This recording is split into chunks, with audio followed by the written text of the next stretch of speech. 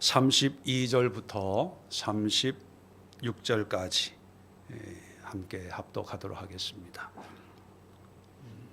신약성경 50면에 있습니다. 신약성경 50면 마태복음 27장 32절로 36절의 말씀. 자, 다 찾으신 줄 알고 함께 합독합니다. 시작. 나가다가 시몬이란 구레네 사람을 만나매 그에게 예수의 십자가를 억지로 지워 가게 하였더라. 골고다 즉 해골의 곳이라는 곳에 이르러 쓸개 탄 포도주를 예수께 주어 마시게 하려고 하였더니 예수께서 맛보시고 마시고자 하지 아니하시더라. 그들이 예수를 십자가에 못 박은 후에 그 옷을 제비 뽑아 나누고 거기에 앉아 지키더라. 아멘. 자, 오늘 함께 또 말씀을 나누고 기도할 기도의 제목은 십자가가 세워지는 곳. 우리가 십자가의 은혜, 또 십자가의 능력, 또 십자가가 우리에게 어떤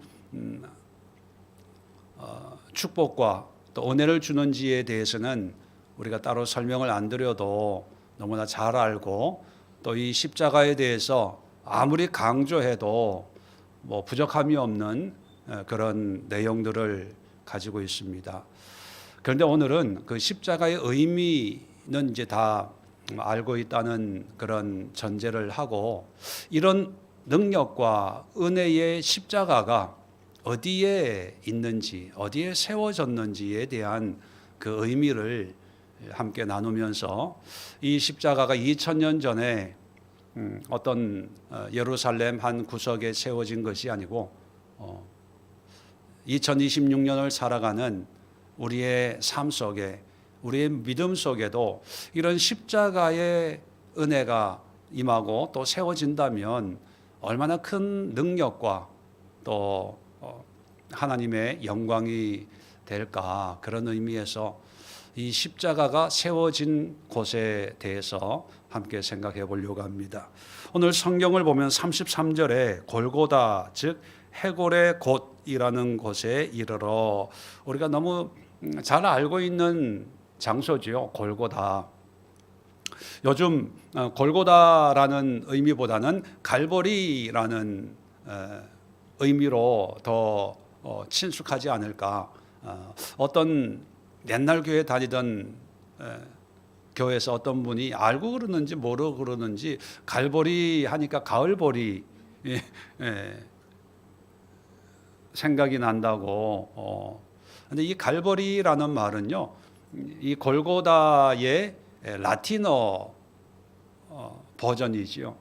이 골고다가 이제 라틴어로 갈보리, 갈보리에서 영어로 갈보리 이렇게 이제 통용되고 있는데, 이 골고다의 그 이름의 의미가 해골의 장소, 골골타라는 단어에서 나왔다고 하는데, 해골이 있는 장소, 그러면 무슨 뜻입니까?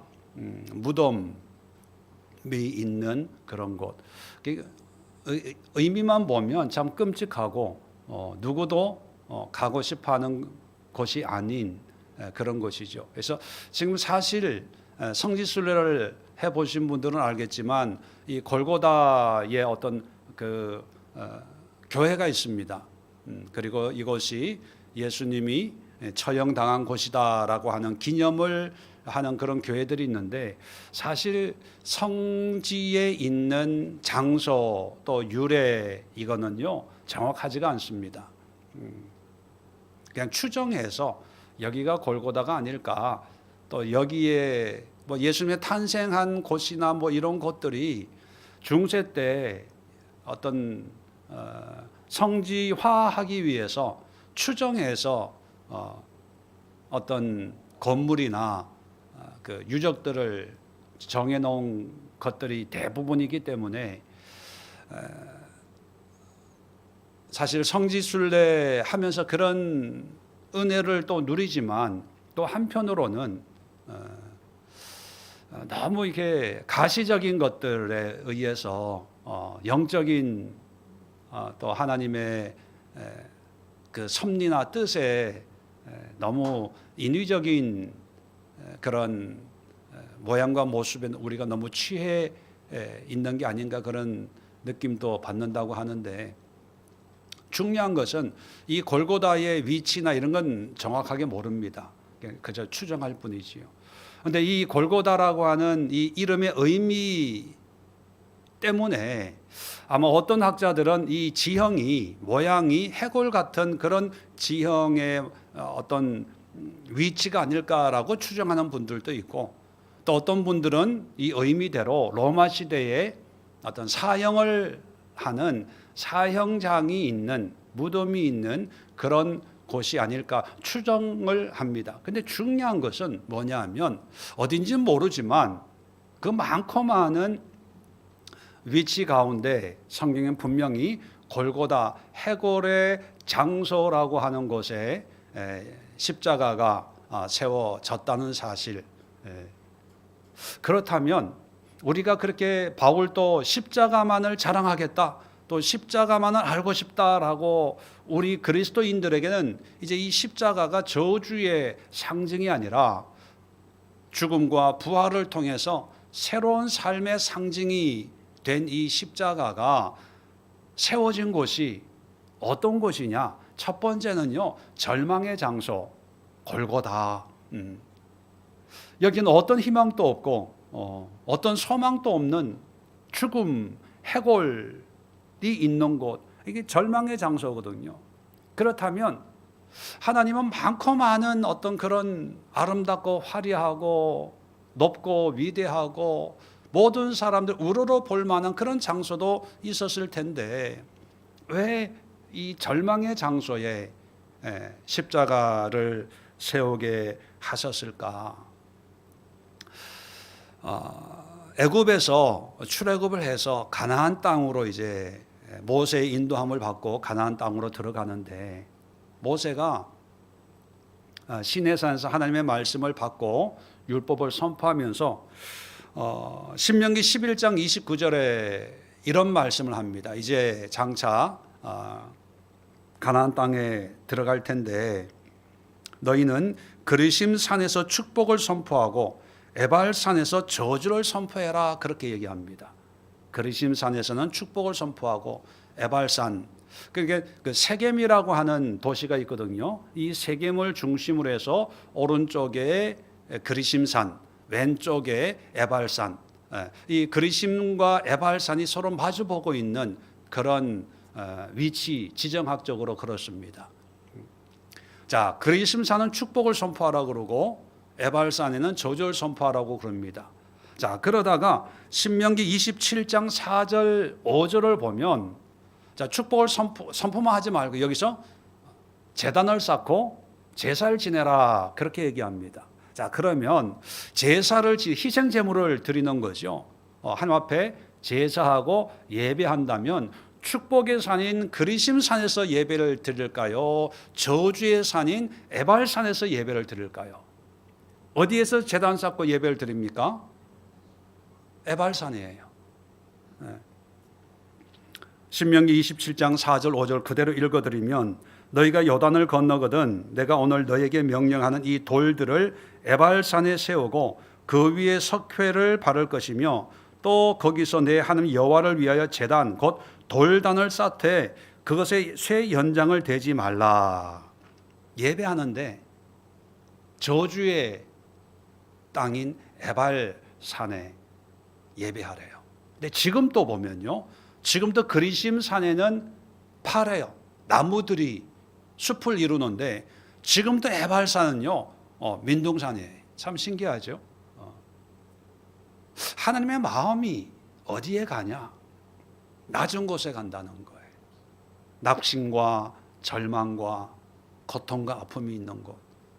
이게 하나님, 우리 그 베다니의 그 의미를 나눌 때도 슬픔의 집, 절망의 집, 그게 베다니, 거기에 예수님의 마음이 머물렀다, 그런 말씀을 했는데, 그러면 하나님의 어떤 성품이라고 할까? 하나님이라고 하는 어떤 신적인 존재가 가지고 있는 그런 성향이 뭐냐 하면 낮은 것을 향해요.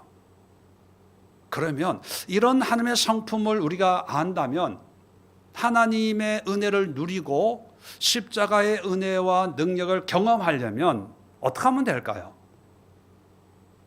내가 절망하면 돼요. 환경 때문에 절망하는 게 아니라 내 자신에게 절망하는 거예요. 하나님, 나에게는 희망이 없습니다. 내 마음이 지금 골고다입니다. 해골의 곳입니다. 죽음밖에 없습니다. 절망밖에 없습니다. 내 힘으로 내 능력으로는 아무것도 할 수 없는 정말 무능하고 죄악 덩어리인 이 인생입니다. 어찌해야 합니까? 하나님 앞에 우리가 처절하게 절망할 때, 낮아질 때, 부서지고 깨어질 때 그곳에 십자가가 세워진다는 거예요. 그래서 오늘 여러분 하나님 앞에 여러분 자신에 대해서 절망해 보세요. 그리고 그곳에 하나님의 피 묻은 십자가의 은혜가 임하게 해달라고 간곡히 기도하는 그런 시간을 가져보시기를 바랍니다. 두 번째는 해골의 곧 말 그대로 죽음입니다. 죽음이 있는 곳이에요. 왜 죽음이 있는 곳에 십자가가 세워집니까? 우리는 알죠. 십자가는 죽음으로 끝나는 게 아니라 부활을 통해서 생명으로 끝이 나요. 이게 십자가가 가는 곳은 생명이 있는 곳에 가는 것이 아니라 생명이 없는 죽음의 땅, 골고다에 세워질 때 여러분 잘 아시는 것처럼 좌우에 있는 강도 중에 한 사람도 구원을 받잖아요. 생명을 얻는 거거든요. 그렇다면 이 생명의 십자가의 은혜를 누리려면 우리에게 죽음이 있어야 되는데 그렇다고 죽으라는 얘기는 아닙니다. 이 죽음이라고 하는 것이 뭐냐면 죄의 결과가 뭡니까? 죽음이거든요. 우리는 누구나 다 죄의 결과로 말미암아 죽을 인생인 거지요. 그러니까 우리는 죽고 싶다고 해서 죽는 게 아니고 살고 싶다고 영원히 사는 게 아니라 어차피 죽어요. 왜? 죄를 가지고 있는 인생이니까. 어떻게 보면 우리 인생 자신이 결국은 죽음이라는 얘기거든요. 이 죽음을 피할 인생은 없습니다. 그런데 이 죽음 앞에 있는 우리가 생명을 사모해야 되잖아요. 그 생명이 십자가거든요.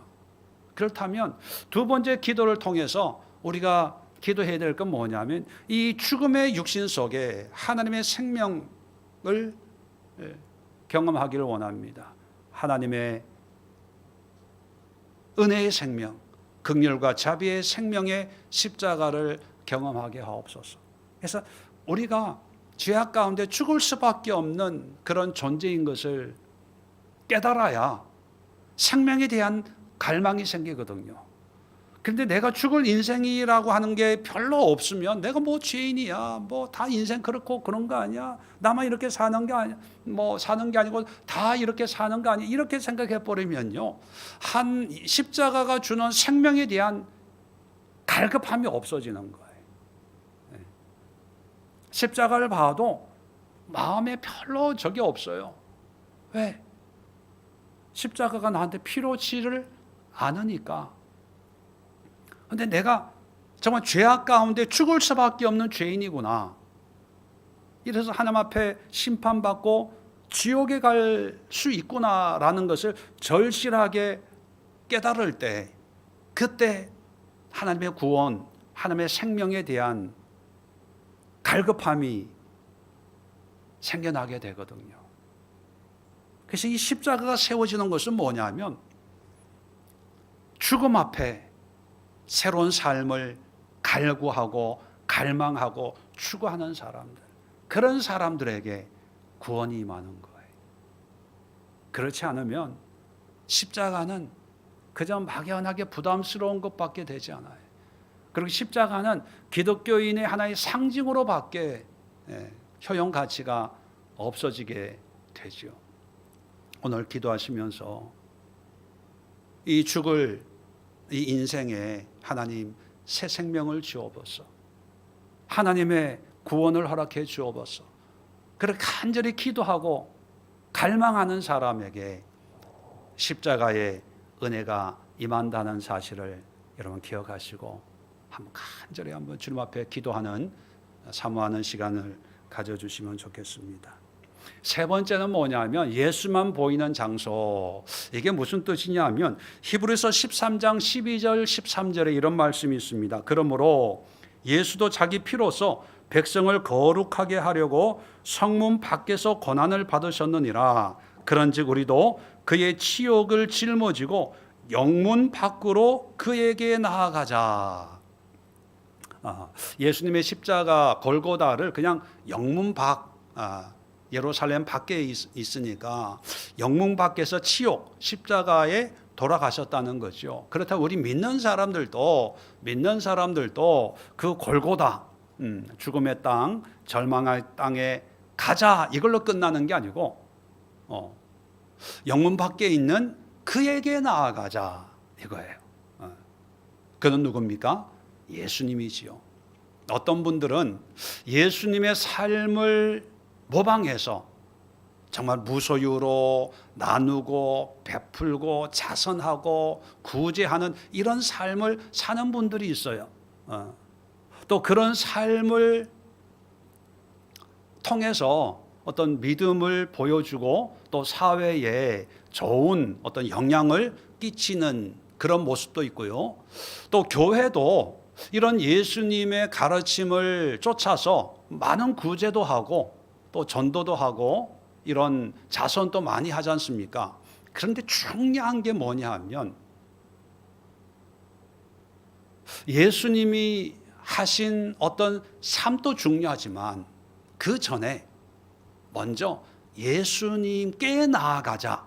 예수님을 만나고 예수님을 바라보고 예수님의 어떤 그런 인격적인 관계가 회복이 돼야 되는데 예수께 나아가자라고 하는 것은 예수와의 어떤 인격적인 관계를 얘기하거든요.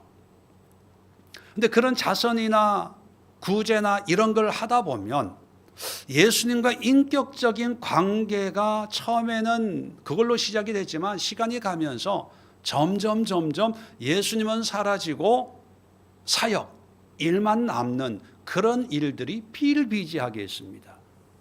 대표적인 게 여러분 YMCA, YWCA 여러분 들어보셨죠? 그게 기독교 청년 어떤 그런 신앙 모임이었거든요.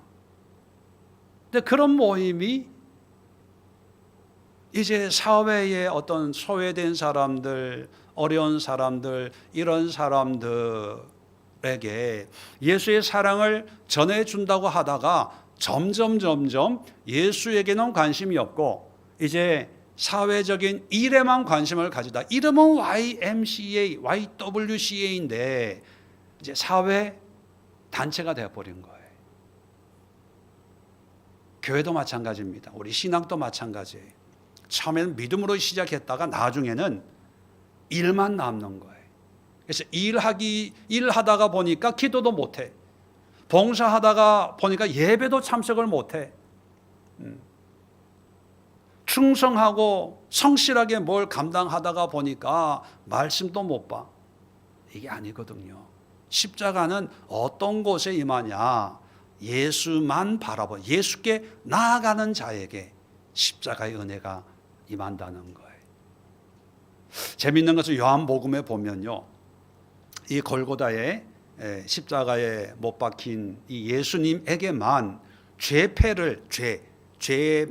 목록을 쓴 그 죄패가 기록이 있는데 뭐 내용은 잘 아시겠지만 근데 요한복음에 의하면 재미있는 게 뭐냐면 그 죄패가 헬라어로 쓰여 있고 로마어로 쓰여 있고 또 헬라어로 쓰여 있어요. 무슨 말이냐면 이 십자가가 그 당시 최초로 세계화해. 왜냐하면 모든 사람들이 각 나라 사람들이 뭐 오진 않겠지만 그 골고다에 누가 뭐 사형장인데 누가 오겠습니까? 그런데도 볼 사람도 없는데도 그 당시의 어떤 언어로 예수 그리스도 유대인의 왕이라는 그 죄명을 써놓은 게 뭐냐면, 혹시 누구라도 지나가다가 이 십자가를 보면 아, 예수가 유대인의 왕이구나라고 하는 것을 알라는 거 아닙니까? 그러면 지나가는 사람들이 다 뭘 보겠어요? 십자가만 보겠지요. 참 아이러니하지만 우리도 우리의 신앙 속에서도 신앙생활하고 예배드리고 늘 제가 40일 기도하면서 말씀을 강조하고 반복하는 거지만, 우리의 모든 찬양을 통해서, 설교를 통해서 찬양팀의 음악성을 보는 게 아니고, 목사의 설교를 통해서 목회자의 어떤 그런 개인적인 영성이나 어떤 가르침만을 보고 예배 드리는 게 아니고, 모든 걸 통해서 우리는 예수님을 바라봐야 되거든요. 사람이 뭐 완전하겠습니까? 교회라는 사람의 공동체가 뭐 완전한 그런 공동체가 있겠어요? 다 문제가 많거든요. 초대교회 때도 그렇게 은혜 충만, 성령 충만했던 초대교회 때도 엄청난 문제가 많아서 바울이 서신서를 쓸 정도였다면, 사람의 이런 모임은 어디에 가도 똑같은 시대를 초월해서 여러 가지 문제가 있고 또 상처가 있고 어려움이 있다는 거지요. 그런데 문제는 뭡니까? 그러한 문제 속에서 사람에 집중하지 않고, 내가 받은 문제에 집중하지 않고 예수께 집중하는 것, 그게 교회였거든요. 그런 신앙을 통해서 놀라운 폭발적인 부흥의 역사가 일어난 이유가 바로 십자가의 능력이거든요. 십자가의 능력. 반대로 생각해 보면, 왜 나에게 어떤 믿음의 은혜나 어떤 신앙의 성장이나 또 교회적으로 보면 왜 우리 교회가 영적으로 성장을 안 하고 영적으로 성숙을 못하냐? 바로 십자가의 문제거든요. 그 십자가의 문제 가운데 예수님께 집중하지 않고 다른 데 관심이 있는 건 아닌가 한번 점검해 볼 필요가 있습니다. 세 번째, 기도하시면서 여러분들에게 최대의 관심사가 누구냐 한번 생각해 보세요. 자식이냐, 돈이냐, 건강이냐, 내 문제 해결이냐, 아니면 예수냐. 예수께 나아가는 자에게 십자가의 은혜가 임한다는 것이요. 네 번째가 참 재미있는 영적인 의미가 담겨져 있는데, 새로운 시작의 장소, 그렇게 제가 말씀드렸는데, 이건 좀 성경적인 지식이 조금 필요한데 제가 설명을 드립니다. 예수님이 십자가에 돌아가신 것은 우리의 죄의 속죄 제물로 돌아가셨잖아요, 그죠? 속죄제. 그 세례 요한이 예수님을 처음 보고 보라, 세상 죄를 지고 가는 하나님의 어린 양이구나, 그렇게 얘기할 정도로 예수님은 십자가에서 우리의 죄를 대속하신 속죄 제물로 돌아가신 거예요. 속죄 제물은 뭐냐면, 레위기를 보면요, 보통 제물은 뭐 내장 불 태우고 하고 피 뿌리고 고기는 제사장이 먹고, 또 화목 제물 같은 경우에는 사람들과 같이 나눠 먹고 그래요. 그래서 제사장들이 그걸로 이제 생활을 하는 거지요. 근데 이 속죄 제물은요, 제사장이나 누구나 먹을 게 하나도 없어요. 피는 당연히 이제 제단에 뿌리는 거고요.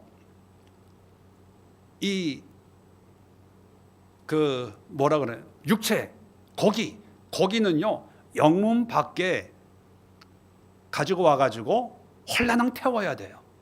깨끗하게. 그러니까 먹을 게 없어요. 남는 게 없어요. 그게 속죄 제물의 제사법이거든요.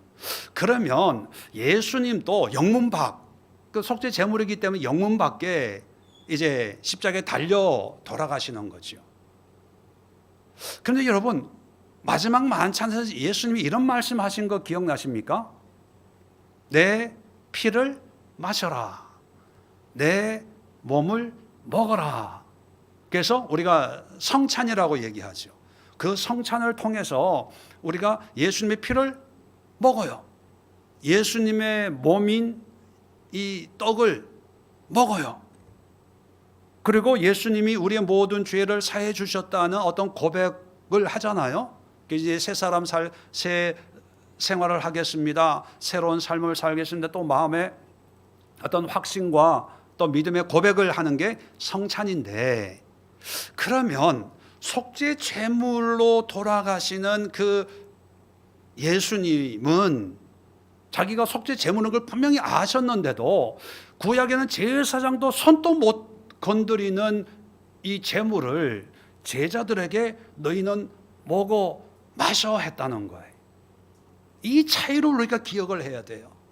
우리는 제사장들도 못하는, 감히 손도 못 대는 그런 제물을 우리 예수교회 같은 경우에 1년에 한 적어도 4번 정도 절기 때마다 그 제물을 먹고 마셔요. 이게 무슨 의미냐 하면 예수님의 십자가는 지금까지 내려오는 어떤 그 전통과 어떤 그런 관념과 관습에서 벗어나서 십자가로 말미암아 전혀 새로운 신앙의 새로운 삶을 예수님이 그 길을 열어놓으신 거예요. 이 십자가라고 하는 것은요, 새로운 거예요. 새로운 길, 새로운 삶. 지금까지 우리의 고정관념, 우리의 어떤 그런 타성에 젖은 이런 생활을 반복하는 게 아니라 직접 제상도 하지 못한 그런 어떤 제물을 먹고 마심으로써 우리의 신앙을 고백하고 또 확증시키고, 이제 내일 3부 예배 하이델베르크 신앙 문답에도 이 세례 성찬 이게 나오지만, 이걸 통해서 하나님이 나에게 주신 이런 믿음을 우리 개인적으로 날마다 확신하고, 그래서 자신 있게 당당하게 담대하게 주님의 백성으로 이 땅을 살아가는 그런 삶을 살도록 우리에게 그 길을 열어놓은 게 십자가예요.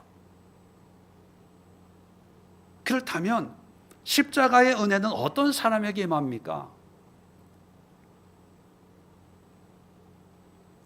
믿음의 확신을 가지고 예수 안에서 나는 이제 새로운 사람이야. 하나님의 택한 백성이고 자녀야. 구약의 제사장도 누리지 못했던 그런 특별한 은혜를 예수님이 나의 믿음을 보시고 택하시고 자녀 삼아서 상속자로 나에게 이런 믿음의 은혜를 허락해 주신 사람이 바로 나야라고 하는 그런 영적인 자기 정체성과 확신을 가지고 이제 익숙한 옛사람을 버리고 믿음의 새로운 삶을 힘있게 살아가는 그런 사람들에게 이 십자가의 은혜가 임한다는 거예요.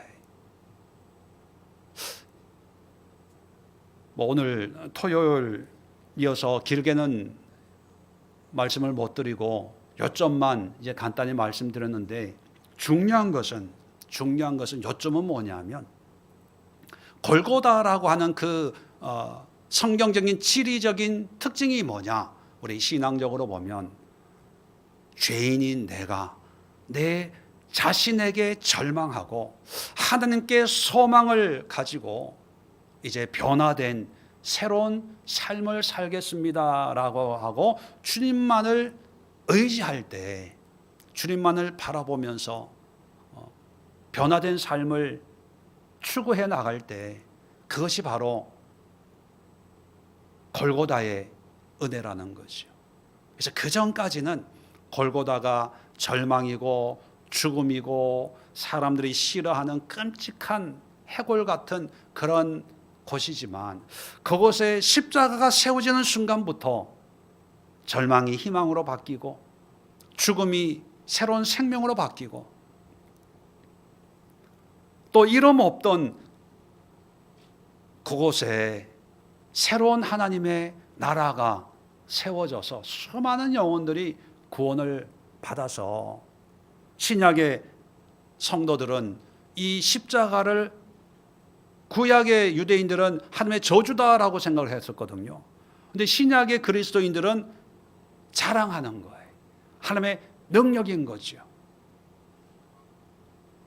구원의 증표가 되는 거예요. 완전히 새로운 삶을 살게 되는 것이 십자가의 은혜인 것처럼 여러분, 우리에게 필요한 것은 환경의 변화가 아니고 통장의 잔고의 변화가 아니고 바로 이 십자가의 은혜가 우리에게 임할 때 하나님의 영적인 놀라운 변화를 맛볼 수 있다는 사실을 여러분 기억하시고 오늘 함께 기도할 때 여러분 스스로가 고백하세요. 하나님의 은혜 없이는 세상적인 골고다의 삶을 살다가 절망 가운데 죽을 수밖에 없는데 그냥 이렇게 평생 이런 모양으로 살다가 죽을 수밖에 없는데 하나님 내 인생에 십자가를 허락해 주옵소서. 십자가가 내 삶에 꽂히게 하여 주옵소서. 그래서 절망이 희망으로 바뀌고 죽음이 생명으로 바뀌고 또 형식적이고 반복적인 타성에 젖은 우리의 삶 속에 정말 생명이 약동하고 하나님의 기운이 충만한 새로운 삶, 변화된 삶을 통하여서 하나님의 영광을 드러내는 그런 나의 인생 되게 하옵소서. 간절함을 가지고 십자가를 사모하면서 함께 기도하는 시간 갖도록 하겠습니다. 자리 정돈하시고 우리 주여 힘차게